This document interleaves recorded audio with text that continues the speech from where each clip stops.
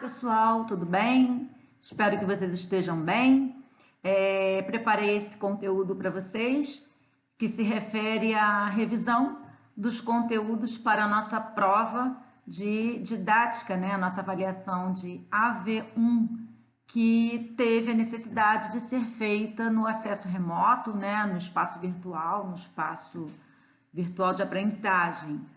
Então, eu me preocupei em fazer uma avaliação que vocês pudessem fazer via portal acadêmico, né? Até porque vocês têm acesso por lá. Então, essa avaliação ela já está no portal acadêmico, ela vai ser liberado o acesso no horário estipulado, né? O horário estipulado da nossa aula de didática de quinta-feira, que é quando normalmente as avaliações sempre ocorreram de didática, né? Acredito que nos 2 primeiros tempos, vocês devem estar fazendo alguma coisa com o professor Damião de Libras, né? E depois disso, vocês vão ter lá o link aberto para vocês fazerem a avaliação de didática. Ele está programado para abrir às 8h40, exatamente o horário que se iniciaria a segunda prova, num calendário normal e presencial da faculdade, tentando não modificar muito isso, né? É um questionário, é um formato de um questionário bem objetivo, né? Com perguntas e respostas, né? Temos perguntas de múltipla escolha para se tornar objetivo, né? A resposta única. Temos questões de afirmativas que vocês falam se a afirmativa é verdadeira ou se é falsa, basicamente isso. E tem uma questão que é de correlacionar, que aparece a assertativa e aparece as opções, qual dessas é a certa, né? Então, temos questões dessas naturezas, né? São 10 questões, cada questão valendo meio ponto, para vocês elaborarem, né? Dentro do tempo que está lá estipulado para vocês, a partir das 8h40, 20h40, tá bom? Façam com bastante calma, abram o portal. Vocês vão estar vendo essa revisãozinha que eu estou trabalhando aqui com vocês, ela é bem objetiva, é bem dentro do que é para focar, para estudar para a prova. Então, eu espero que ajude bastante vocês, tá? A gente está tentando aí se reinventar para ajudar o máximo que pode. Bom, com relação aos tipos de questões, né, já falei para vocês, tem uma questão que vai falar sobre a didática, né? A função que a didática exerce dentro do processo de formação de professores. No caso de vocês, a didática da educação física, né?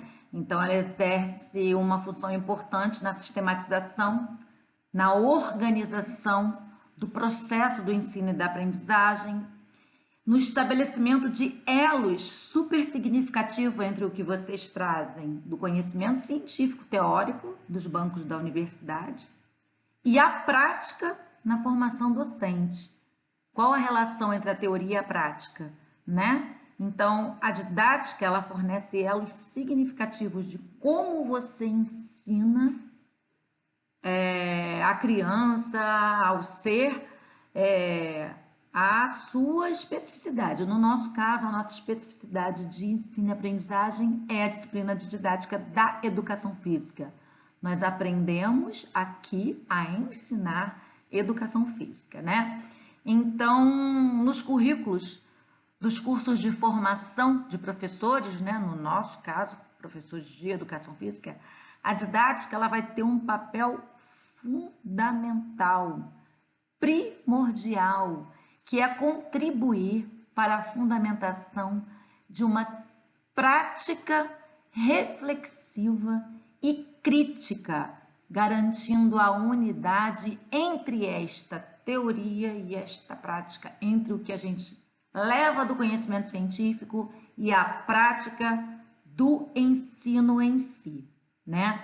Então, a gente tem uma questão que ela é bem interessante falando sobre isso, né?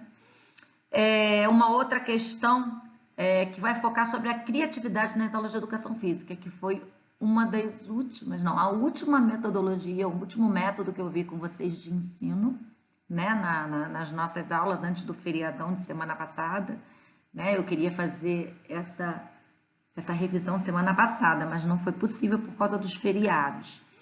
Então, a gente tem uma abordagem na prova sobre criatividade nas aulas de educação física, né? Então, o que seria isso, né? Conforme eu já havia falado com vocês na outra semana, a condução de aulas de educação física favorecendo a liberdade do outro, do ser, né? De criar, de posicionar-se, de intervir, de agir para garantir o seu processo de construção de autonomia, né?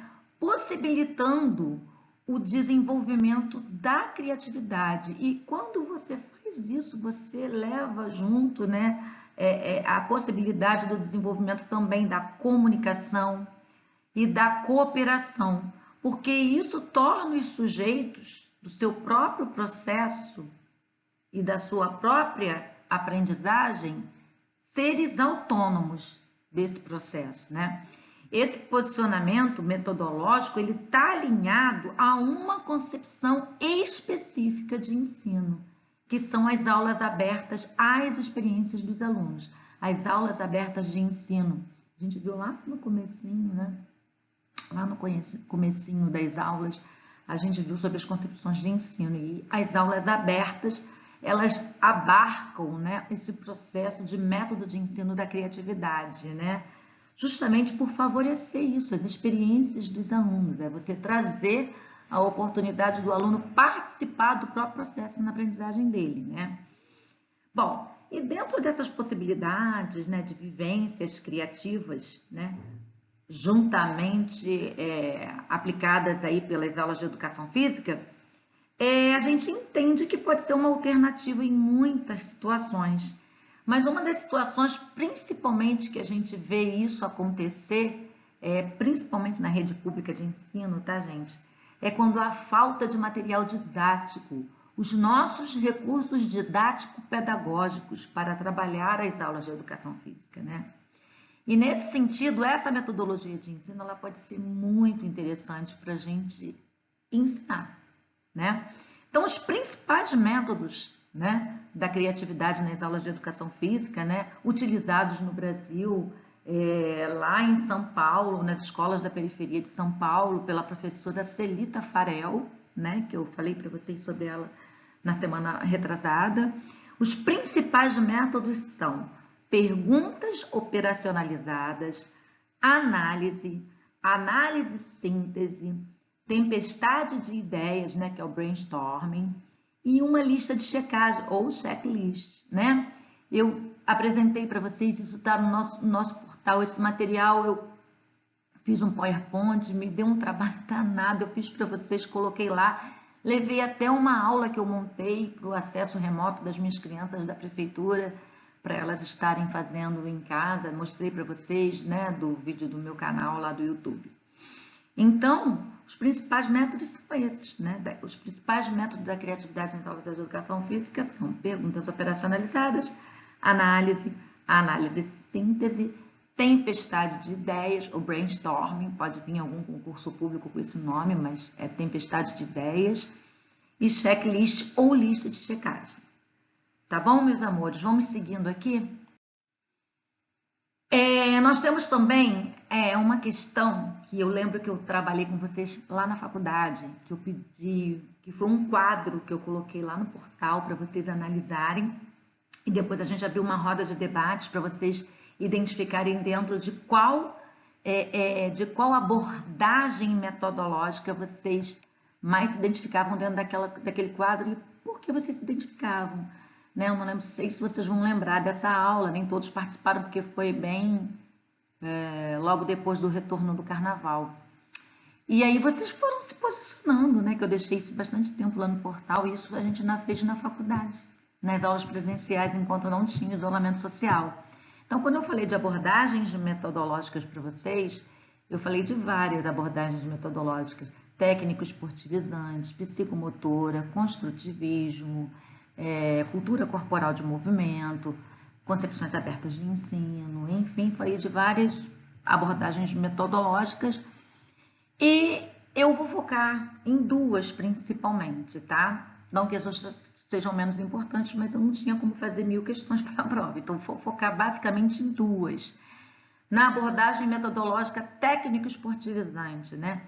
Que é uma concepção de ensino estruturada basicamente no conhecimento a partir de técnicas de ensino. Ela vem de uma realidade que fala sobre técnicas, sobre abordagens tecnicistas. Ela não é nada humanista, muito pelo contrário, ela visa o alto rendimento, né? Então, a abordagem metodológica esportivizante, ela é extremamente tecnicista. Uma outra abordagem, eu me lembro que no debate ela foi muito comentada por vocês, pelas pessoas que se posicionaram lá na hora, em dizer que gostava dessa abordagem, da abordagem psicomotora, não sei se vocês vão lembrar, mas foi uma abordagem muito comentada por vocês. A abordagem psicomotora ela já vai estar mais pautada no processo mais humanista do ser, se preocupando com o humanismo, né, com a questão humana, né? No conhecimento do próprio corpo, né? A gente precisa levar o outro a perceber o próprio corpo por um processo mais sinestésico, de percepção, identificação e identidade do próprio corpo. Na questão da autoimagem, do favorecimento da autoimagem, do trabalho com a autoimagem positiva, e vocês podem acreditar, é muito complicado isso. Eu, por exemplo, estou tendo que fazer essas gravações, né, para facilitar o processo de vocês, e vocês não sabem como é difícil parar diante de uma câmera e estar gravando essas aulas para vocês, né? Não sei como é que vai ser quando começar as presenciais, né, as aulas dos ambientes de videoconferência, mas vamos lá, um passo de cada vez, a tia Berna está indo devagarinho sempre, está conseguindo algumas coisas. Então, é autoimagem positiva, você ter uma percepção da sua autoimagem de forma positiva, né? Na interação e no ajustamento social, porque no momento que você tem essas concepções do seu corpo, do controle do seu corpo, seja ele com relação à autoimagem e seja ele com as questões de controle, né, laterância, né, coordenação óculo-manual, motricidade global, motricidade fina. Quando você promove atividades que favoreçam isso no ser, fica muito mais fácil desse ser interagir, desse ser se posicionar em se ajustar ao meio que ele vive, né? Então, muito interessante essa questão está lá na prova das abordagens metodológicas, que vocês vão gostar e vão tirar de letra depois dessa revisão. Bom, eu falei, o primeiro método que eu falei para vocês foi o método dos jogos esportivos, né? Estão lembrados? Método parcial, método global e conceito recreativo do jogo, né? Eu me preocupei muito em falar com vocês sobre o que cada um representava, né? O método parcial, ele representa uma forma de você ensinar o jogo pelas partes do jogo, que no final você vai compor um fim, o jogo fim. Mas quando você ensina primeiro, por exemplo, os fundamentos, né? As relações de jogos, as táticas, né? Toda essa abordagem separada, ela é trabalhada com o auxílio do método parcial, né? Já o método global, não. O método global, ele parte para a confrontação, né? Ele ensina, o professor ensina dentro do próprio jogo. O que seria isso? O que seria isso, professora? Ensinar dentro do próprio jogo? Eu estou lá, comecei o jogo de futsal, mas a minha aula hoje está planejada para eu focar no passe. No passe. E aí, eu percebo que tem menino, menina, né? Que estão fazendo passe de forma equivocada. Os iniciantes, principalmente, eles chutam a bola salva-se quem puder. Chuta a bola, o negócio é chutar a bola para longe. Então, a gente tem que parar o jogo nesse momento e orientar. Volta, olha aqui como é que você chutou. Faz de novo. Você quer passar para quem essa bola? Para esse colega aqui? Então, refaz essa jogada. Então, isso é aula. Isso não é o jogo pelo jogo só. Isso é aula, é o método da confrontação que te permite trabalhar dentro do jogo em si. Os técnicos fazem isso, né? Muitos técnicos fazem isso. Então, o método global é diferente do parcial por isso, né? Porque o parcial, ele trabalha parte por parte do jogo. E o global, ele se preocupa muito mais em participar daquela atividade momentânea jogando, né? Jogando. Já o conceito recreativo do jogo esportivo, ele também é parecido com o método global, que ele também promove a ação de jogos, né? Os jogos esportivos, só que os jogos não esportivos, como o método global. Os jogos semi-esportivos. Quem são esses jogos semi-esportivos? São aqueles jogos do ajustamento e do preparo para o jogo esportivo. Então, por exemplo, o que é o jogo de queimado, se não um mero preparo recreativo para o trabalho do arremesso, o trabalho do deslocamento com a bola, sem a bola, né? O que é o jogo de queimado? O jogo de queimado trabalha muito isso. E é um jogo recreativo, está baseado no conceito recreativo do jogo. Quando você trabalha com uma série desses jogos, né, atendendo então uma perspectiva da progressão pedagógica, você vai trabalhando, separa vários jogos, faz uma série de jogos, indo dos jogos mais simples até os jogos mais complexos. E aí você estabelece uma aula com uma série de jogos semi-esportivos, joguinhos recreativos, né, que contemplam um futuro ensino do jogo esportivo, né? Então, essa é basicamente a diferença desses 3 métodos de ensino para o ensino dos jogos esportivos, tá? Eu vou focar, além desses conceitos, eu vou focar basicamente no método parcial, né? Tipos de exercícios do método parcial. Então, eu peço que vocês deem uma olhadinha nos tipos de exercícios do método parcial. Então, eu tenho lá o exercício puro, o puro e simples, né? O exercício complexo, os exercícios da fase do jogo e o jogo-exercício.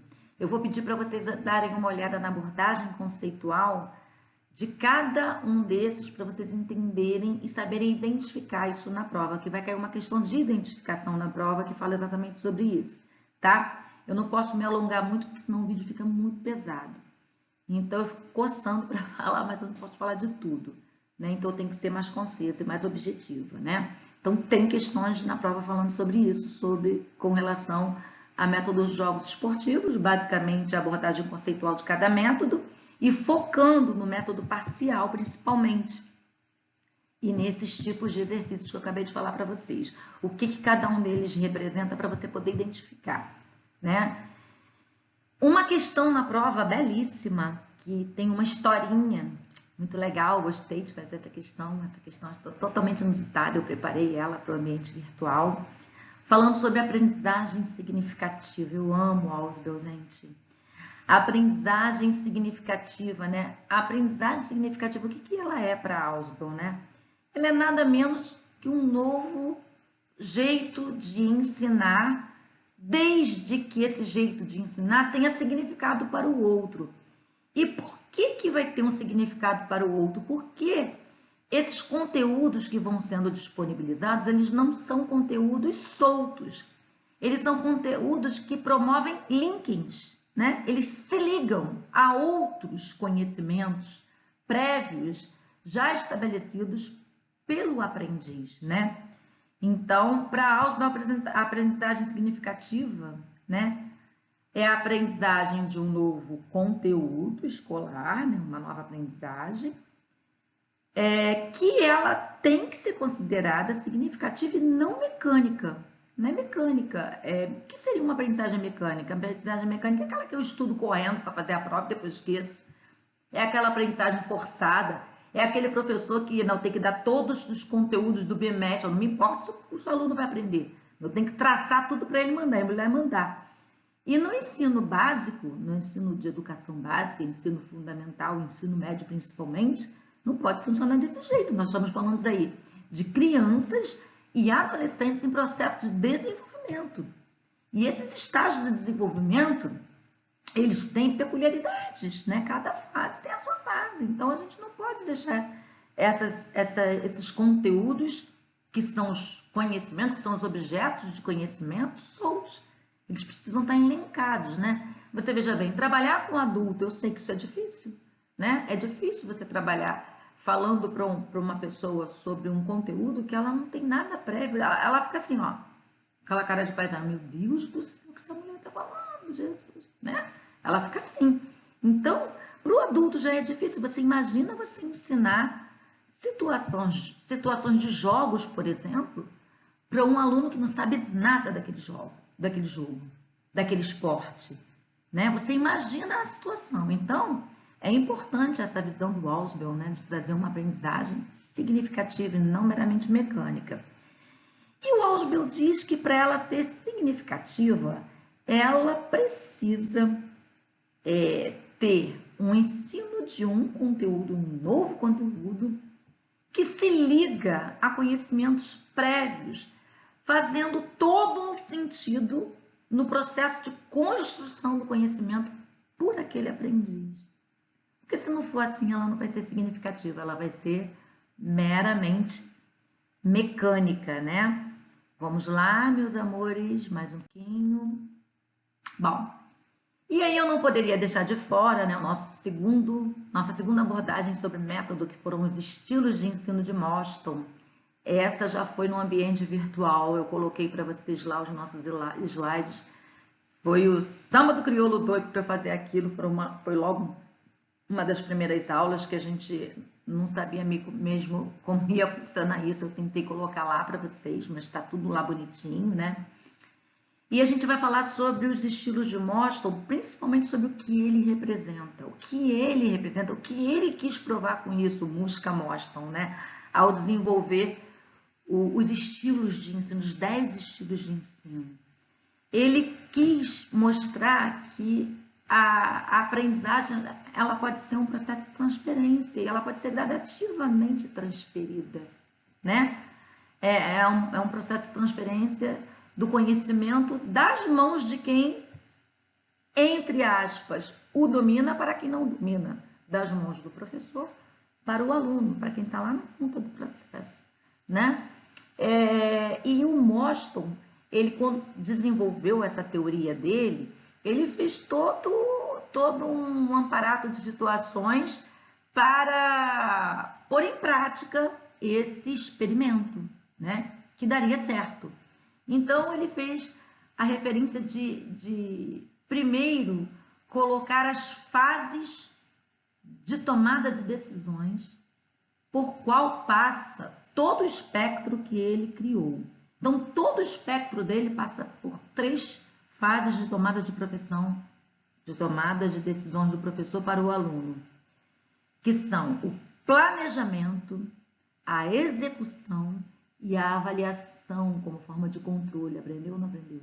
Né? O planejamento, o professor sempre vai participar dessas 3 fases. Só que ao longo do espectro, ele vai participar muito mais nos ensinos que são considerados diretivos do que dos ensinos que não são considerados diretivos, os não diretivos, os ensinos indiretos. Mas ele diz que o ser humano precisa passar por isso, por esse espectro que fala de um aprendizado sobre uma fase mais diretiva até uma que ele pode se considerar autônomo, né? Não tão diretiva, indireta, né? Então, todo esse espectro de estilos de ensino, ele vai passar por essas 3 fases da tomada de decisões, né? Do professor para o aluno. O planejamento grava, faz florzinha. A execução faz florzinha também. E a avaliação e controle. São esses 3. Olha, tá ligado? Tô falando. Esse espectro, né, que ele criou dos estilos de ensino, ele vai oferecer um vasto esquema de estilos de ensino baseado em quem toma as decisões e em que momento essas decisões vão ser tomadas, ou seja, são sempre os protagonistas, tanto do ensino quanto da aprendizagem, o professor e o aluno, que vão estar envolvidos dentro dessas abordagens, tá? Então, Moston apresenta 10 estilos de ensino, dividindo o espectro em 2 grandes classificações, né? Os estilos diretos e os estilos indiretos, onde os estilos diretos ele classificou como comando, prático, recíproco, autochecagem e inclusão, esses são os diretos. Numa segunda fase não diretiva, ou seja, que são os estilos indiretos, onde o aluno começa a construir o processo dele de autonomia, nós falamos dos estilos indiretos, nós temos a descoberta orientada, divergente, individual, iniciado pelo aluno, até o autoensino. Olha que fantástico seria isso, né? O autoensino. Mas nós estamos caminhando, vocês estão vendo, né? A situação, nós estamos caminhando muito para isso, né? Um processo mais autônomo de ensino, né? E eu não considero isso, com isso que a figura do professor vai ficar perdida. Não, eu considero que o professor vai ter que se esforçar muito mais para ser professor, né? Ele simplesmente não vai poder mais elaborar uma aula de qualquer maneira para ser professor. Escrever lá no quadro conteúdo para ser professor. Ele vai ter que ser um mediador para mostrar que ele é importante dentro do processo, seja presencialmente ou seja assim como eu estou falando com vocês. É a figura do professor que está aqui. E mediar esse processo é que é o X da questão. Então, meus amores, basicamente nós temos isso para a nossa avaliaçãozinha de amanhã, 8h20. Não esqueçam, tá? Basicamente são esses os conteúdos, são bem objetivos, tá? Eu quero dizer para vocês, não fiquem nervosos, né? Entrem lá no portal, no horário que eu estou falando para vocês. Eu vou deixar um tempo maior, eu não vou deixar 1h40 só. Eu vou deixar um tempo bem maior para vocês lá. Vocês vão ter 2 tentativas para fazer, né? Eu fui bem condescendente mesmo por causa do que envolve o momento, né? Divulguem bastante a nossa avaliação. Essa vai ser a nota de vocês do primeiro bimestre, instrumento de AV1, que compõe 50% da avaliação parcial 1. É o meu primeiro instrumento de avaliação.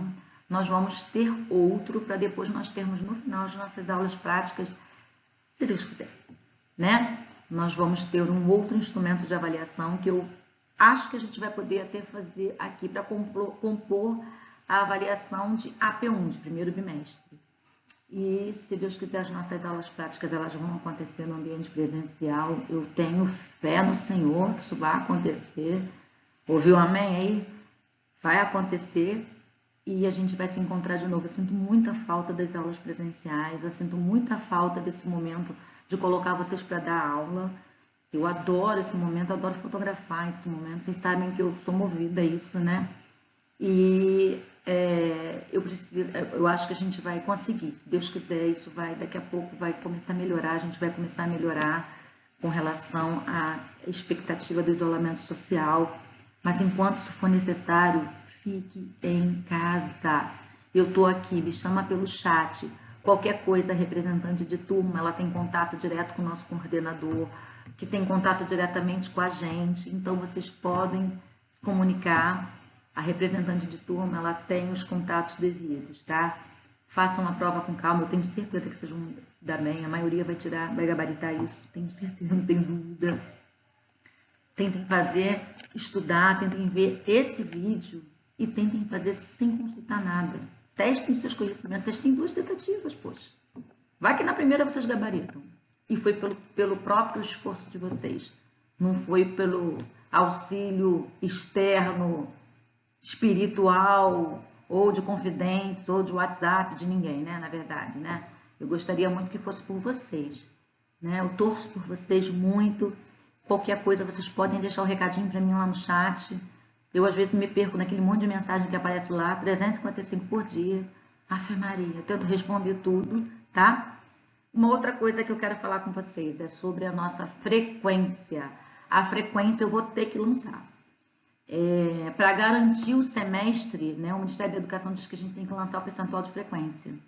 Então, como que eu vou fazer isso? A frequência vai ser lançada com base nos fóruns que vocês entraram e fizeram. E aqui, como é uma aula em ambiente virtual, em ambiente remoto, basta que vocês tenham cumprido aquilo ali para vocês garantirem a presença de vocês. Eu estou fazendo assim. Estou relatando tudo isso, né? Relato, converso com o meu coordenador E as orientações que a gente recebeu curso para trabalhar com vocês, para montar aquilo tudo no portal, até porque eu não sabia fazer muita coisa dali, tenho aprendido muito. Então, fiquem tranquilos, a frequência vai ser computada, a nota vai ser computada, os casos reservados vão ser resolvidos pela coordenação, e tentem fazer para vocês garantirem o semestre de vocês, porque é muito triste ter que perder um semestre de aula, né? São 6 meses. Quando você perde o semestre porque você não pôde comparecer, porque você teve um problema, não pôde cumprir a disciplina, tudo bem. Agora, quando o problema ele é fato, gerado sobre a situação circunstancial, a gente não tem muita autonomia para resolver, então a gente vai tentando resolver da melhor maneira possível, né? E a gente está tentando fazer isso. Enfim, tá vendo como é que eu tô com saudade de vocês? Falei tanto. Um beijo para vocês, um beijo no coração. Fiquem em casa e fiquem com Deus, que essa é a melhor parte. Fiquem com Deus.